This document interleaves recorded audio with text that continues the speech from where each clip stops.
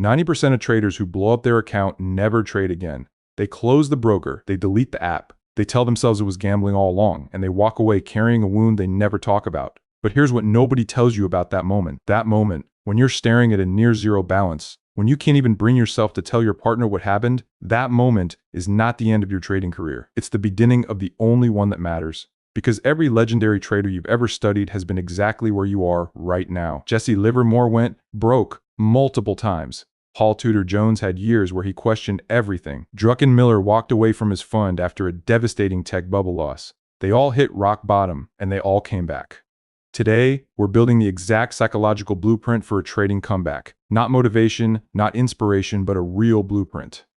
Let's talk about what actually happens inside your mind after a major loss. It's not just financial, it's psychological devastation that follows a predictable pattern. First comes denial, and you refresh the account. You check the numbers again. This can't be right. Maybe the broker made a mistake. Maybe the trade will reverse. Then comes anger. At the market and at yourself. At that one moment where everything went wrong. You replay it over and over. You can see exactly where you should have gotten out, and you hate yourself for not doing it. Then comes shame, and this is the one that destroys people. The shame isn't about the money, it's about what the money means. It means you failed. It means you're not as smart as you thought. It means everyone who told you trading was a bad idea was right. Drop a comment below if you've been through these stages, because understanding them is the first step to surviving them.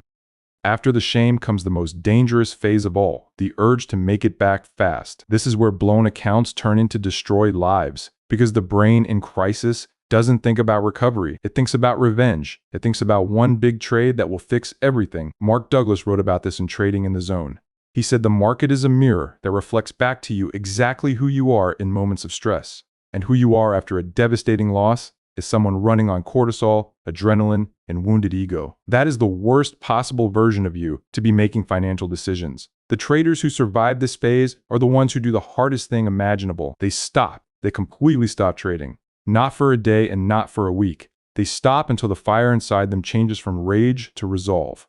And that shift, from wanting to get it back to wanting to get it right, that is the single most important moment in a trader's career. Let me tell you a story that changed how I think about failure in trading. Jesse Livermore is considered one of the greatest speculators in history. At his peak, he was worth over $100 million in 1920s. Money, which is billions today. And he lost it all, not once, but multiple times. After his first bankruptcy, everyone counted him out. But Livermore did something remarkable. He went back to basics. He started trading tiny sizes at bucket shops. He treated every trade like a lesson, not a gamble. In Reminiscences of a Stock Operator, he reflected on those comebacks. He said the market taught him more in his losing years than in all his winning ones combined. Because when you're winning, you think you're a genius. But when you're losing, you finally start paying attention. Have you ever noticed that? Your best lessons came from your worst trades, and that's not a coincidence. That's how mastery works. Now here's why most traders quit after a big loss. It's not because they ran out of money. You can always fund a new account with less. It's because they fused their identity with their profit and loss statement. When the account was green, they felt like a trader. When the account blew up, they felt like a fraud, and nobody wants to live with that feeling. But here's the truth that separates the traders who survive from the ones who don't. Your P&L is not your identity. Your profit and loss is not who you are. You are not a winning trader or a losing trader. You are a person who trades. The account balance is feedback, it's data, and it is not a verdict on your worth as a human being. The moment you decouple self-worth from trading results, that is the moment recovery becomes possible, and not a moment before. Paul Tudor Jones lost a significant amount of money during the dot-com crash. He'd been one of the most successful macro traders alive, and even he got caught in the mania. But what Jones did next is what made him a legend. He didn't chase the market back. He didn't double down. He reduced his position sizes to almost nothing. He went back to his core process, small trades, tight risk, and obsessive journaling. He once said in an interview that the secret to being successful from a trading perspective is to have an indefatigable and undying thirst for information and knowledge. Not an undying thirst for profits, but for knowledge. Jones understood that the comeback isn't about making money. The comeback is about rebuilding trust. Trust in your process, trust in your discipline, and most importantly, trust in yourself. You cannot trade well if you don't trust yourself. And a blown account shatters that trust completely. Rebuilding it is slow, deliberate, and absolutely necessary. So let's get practical. Here is the step-by-step blueprint for rebuilding. Step 1. Stop trading with real money immediately. Go to a simulator. Go to paper trading. And before you tell me that paper trading doesn't feel real, that's exactly the point. You need a space where the outcome doesn't matter, where you can rebuild the mechanical habits of your strategy without the emotional weight of money on the line. This isn't a step backward. This is what every professional athlete does after a major injury. They don't jump back into competition. They rehabilitate and practice in low-stakes environments until the fundamentals are automatic again. Your account blowing up was an injury, so treat it like one. Paper trade for a minimum of 2 weeks. Some traders need a month. There is no rush. The market isn't going anywhere. It will be there when you're ready, and when you come back, you'll come back different. Step 2. Reduce your size dramatically when you come back, and I mean dramatically. If you were trading 10 contracts, come back with 1. If you were risking 2% per trade, come back with 0.25%. This isn't about the money. It's about building a streak of disciplined execution without the emotional pressure of meaningful risk. Think of it like physical therapy. You don't start by lifting what you used to lift. You start with small weights, and you build trade by trade, week by week. What you're doing is proving to your subconscious mind that you can follow your rules, that you can take a loss and not spiral. Seykota said that everybody gets what they want from the market. Do you want the rush of big positions? Or do you want to become the kind of trader who survives for decades? What's your biggest lesson from a trading loss? Share it in the comments. I read every single one. Step 3. Start a recovery journal. Not a trade journal, but a recovery journal. Every day, answer 3 questions. What did I do well today? What triggered me emotionally? What will I do differently tomorrow? This is not about entries and exits. This is about tracking your psychological state as you rebuild. You'll start to notice patterns. Maybe you trade worse after bad sleep. Maybe you feel the pull to overtrade on Fridays. Maybe the urge to go big comes back every time you see someone posting gains on social media. The journal makes the invisible visible.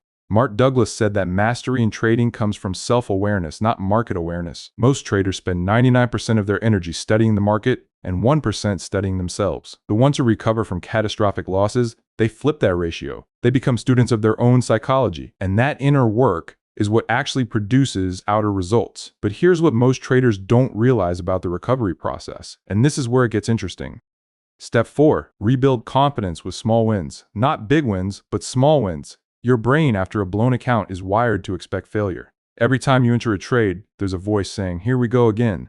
That voice is real. It's your nervous system in protection mode. And you cannot argue with it. You can only override it with evidence. Every small win, every disciplined exit, every trade where you followed your rules, each one is a deposit into your confidence account. And just like your trading account, your confidence account compounds. 10 disciplined trades in a row might feel meaningless, but 50 or 100? That's a new neural pathway. That's your brain learning a new story about who you are as a trader. Stanley Druckenmiller talks about this. After his tech bubble losses, he said he needed to stack small wins before he could trust himself with size again.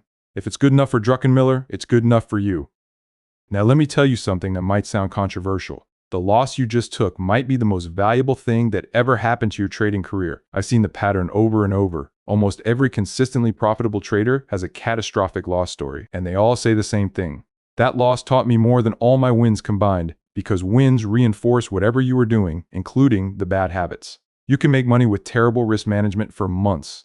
The market will let you get away with it until it doesn't. The blown account strips away every illusion. It reveals the leaks in your discipline, the gaps in your risk management, the ego masking itself as confidence. If this is hitting home, subscribe. We go deep on trading psychology every week, and what we're about to talk about next is the difference that determines everything.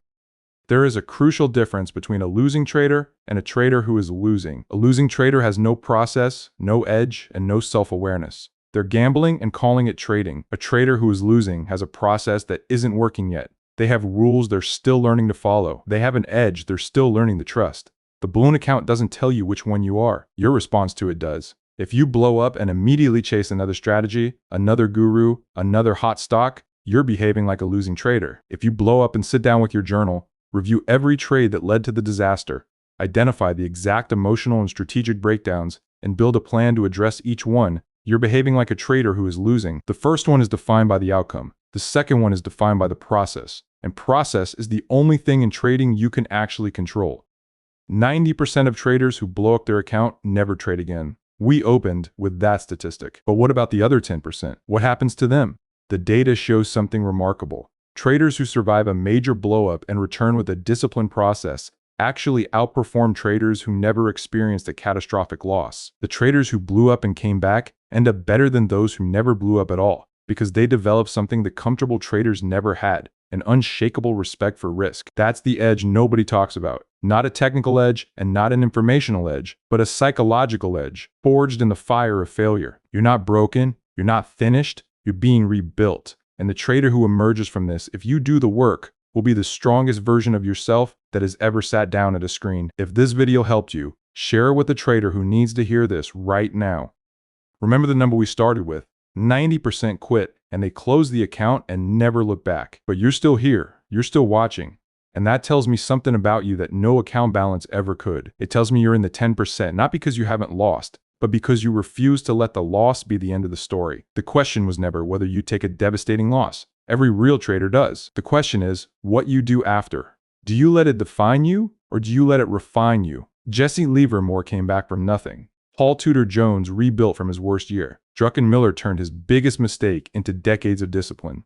They didn't come back because they were special. They came back because they chose to. And right now, that same choice is sitting in front of you. The market will be there tomorrow, and the question is, will you be there too?